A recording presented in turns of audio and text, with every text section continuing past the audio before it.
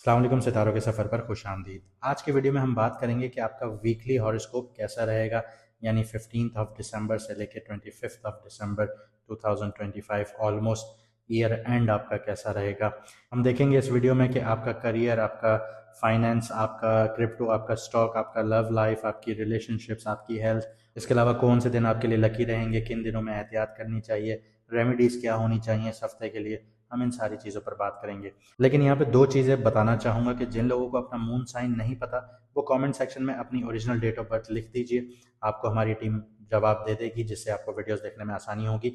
इसके अलावा अगर आप हमारे साथ लाइव इंटरेक्ट करना चाहते हैं तो हम लाइव अब आना शुरू होंगे यूट्यूब पर। आप ज्वाइन कर सकते हैं, बेल आइकन दबा सकते हैं, ताकि आपका और हमारा राब्ता मुनक़ता ना हो और आपके जो सवाल हों वो हम आपको लाइव सेशन में बता सकें। लाइव आने से पहले एक छोटी सी वीडियो डाल दी जाएगी जिसमें आपको बता दिया जाएगा। आपके पास बेल आइकन अगर दबा हुआ होगा तो आपको नोटिफिकेशन आ जाएगा।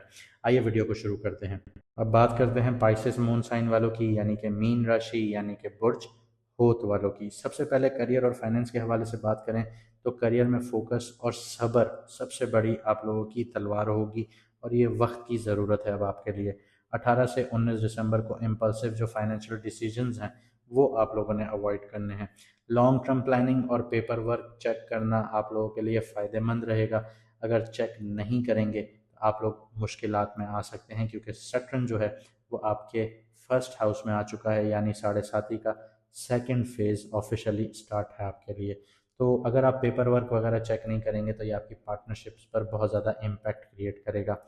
तो यहाँ पे अब आपको थोड़ा एहतियात से चलना होगा। अब आपको ज़हनी दबाव, प्रेशर बहुत ज़्यादा फ़ील होगा, तो इन चीज़ों पर थोड़ा आप लोगों ने ध्यान देना है और अपनी पर्सनैलिटी पर बहुत ज़्यादा ध्यान देना है, क्योंकि आपकी पर्सनैलिटी से ही आपके करियर पर बहुत ज़्यादा इम्पैक्ट क्रिएट होता है।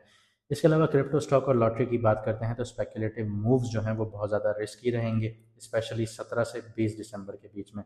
रिसर्च और कैलकुलेटेड अप्रोच से ही गेंस और मुनाफे आप लोगों को मिलेंगे। लव और रिलेशनशिप्स की बात करें तो फैमिली और रोमांटिक जो रिलेशनशिप्स हैं उसमें माइनर सी मिसअंडरस्टैंडिंग्स देखने को मिल सकती हैं। 20 दिसंबर को हार्टफेल्ट कन्वर्जेशंस या फिर कोजी आउटिंग जो है वो आप लोगों की मिसअंडरस्टैंडिंग्स को क्लियर करवा सकती हैं।